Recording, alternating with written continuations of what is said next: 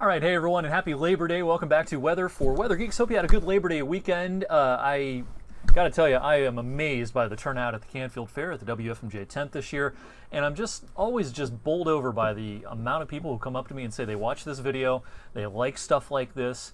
I had several pretty young people, I would say even some ages 3 to 8 who said they love watching me on TV and watching these online videos, really into the weather. They want to be a meteorologist when they grow up. You know, that makes me really happy to see stuff like that. And so I want to thank everyone who stopped by and said hi at the Canfield Fair tent, the WFMJ tent at the fair this year. We were out there from 10 to 2 on Saturday, 2 to 6 on Sunday, and of course I did the weather live at 6 o'clock Wednesday, Thursday, and Friday from the fair. So had plenty of action out at the fair this year.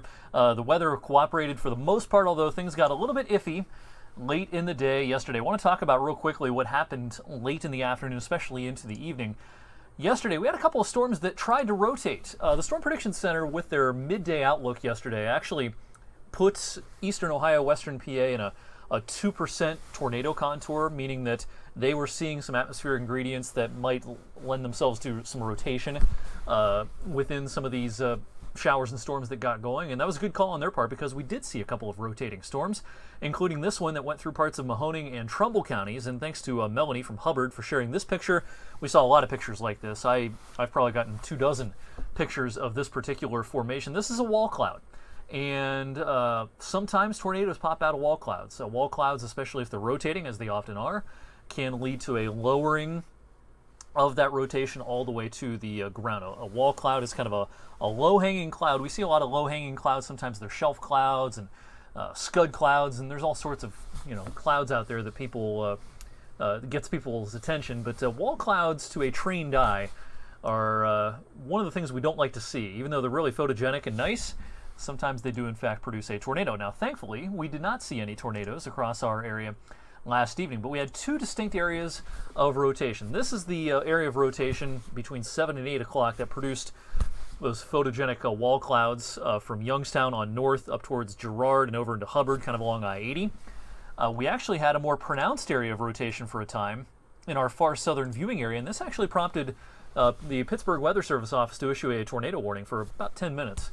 In far southeast, or southwestern, I should say, Columbiana County, Salineville and Summitville included. That tornado warning, thankfully, was discontinued pretty early because the rotation became much less pronounced once the storm got a few miles into Columbiana County. It was much more pronounced in Carroll County.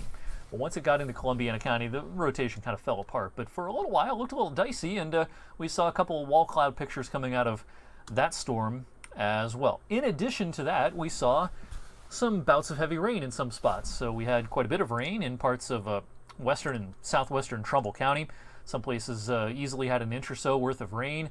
Eastern Mercer County, where it's been pretty wet over the last couple of months, and actually for a lot of the summer, inch or so, maybe even close to 2 inches east of I-79. Now, some areas that did not get as much rain included Salem, Canfield, Boardman. We had some rain here, and it was certainly an inconvenience at the fair last evening, with the lightning and the rain causing the show to kind of get short-circuited, if you will, at the fairgrounds. But we lucked out in that we did not have any, at least we did not have any threats of tornadoes at the fairgrounds. And the fairgrounds in Canfield, of course, over to Boardman, has easily been our driest area over the last month or so, dating back to really the second half of July. It's been pretty parched. Big contrast to earlier on in the summer, of course, when this was our wettest area.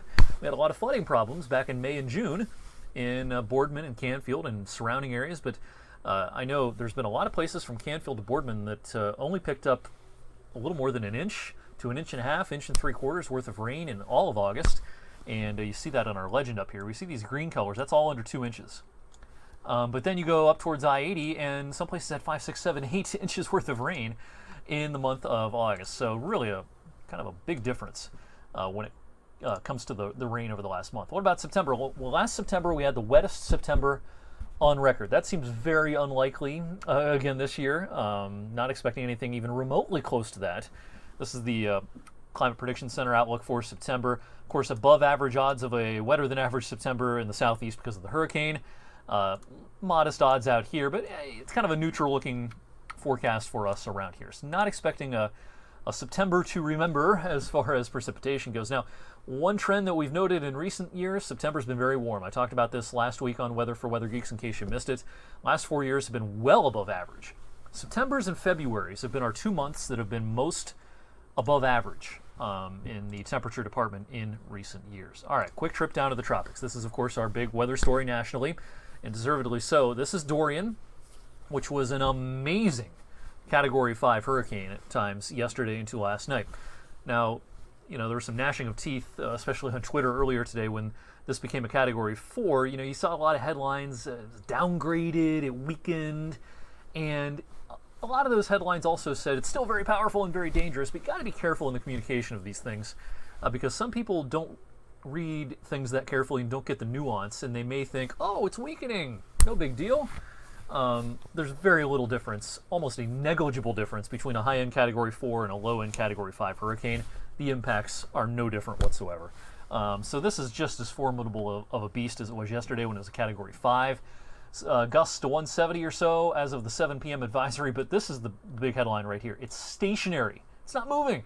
It was only moving at 1 mile per hour earlier, and they went ahead and just said it's not moving at all over the last couple of advisories. It is just sitting here. It is not quite as structurally sound as it was yesterday when the eye was almost a perfect circle. It's gotten a little bit wobbly due to the interaction with land. Now, this land is very flat. This is not mountainous terrain in the northern Bahamas. But it did have a little bit of an impact on the structure, but nonetheless, we're splitting hairs here. This is very, very strong. All right, what about the U.S.? This remains a very difficult forecast for some coastal areas. It seems like the odds are going down of a landfall along the coast of Florida, something that can't be ruled out yet. The odds are not zero, but the odds are going down that the eye wall will pass over the beaches of central and northern Florida. It seems a little more likely at this point that the eye wall itself stays out to sea. Now, the tropical storm force winds extend way out from the center, and the hurricane force winds extend some distance out from the center, so there's still going to be impacts.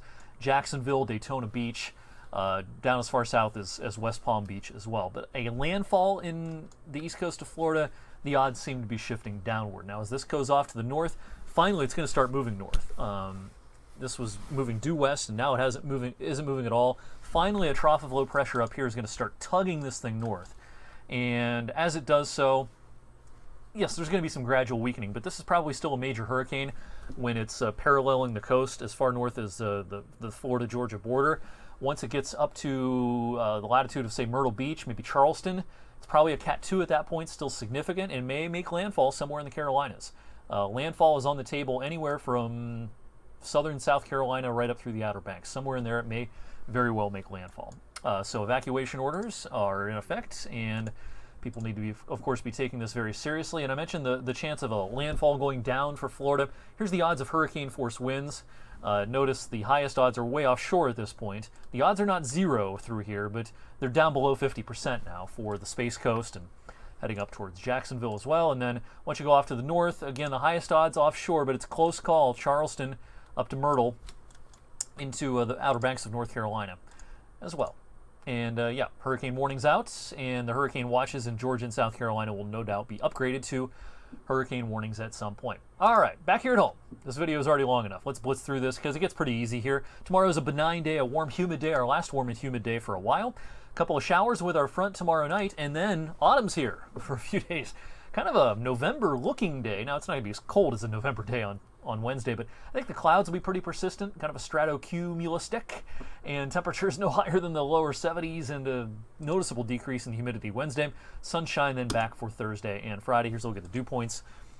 The bottom falling out as we go into Wednesday and Wednesday night and Thursday. If you're not a fan of the humidity, this is your kind of a pattern. And in the longer range, even though it's going to be pretty cool through this weekend, below average, looking pretty toasty to me in the longer range. So once we get into mid-September and the second half of September, it's not like fall is going to click in. I was asked at the fair, I think yesterday, hey, are we going to have an early fall? I don't think so. I don't think it's all of a sudden going to be very autumnal in September, even though later this week it's going to feel a little Octoberish.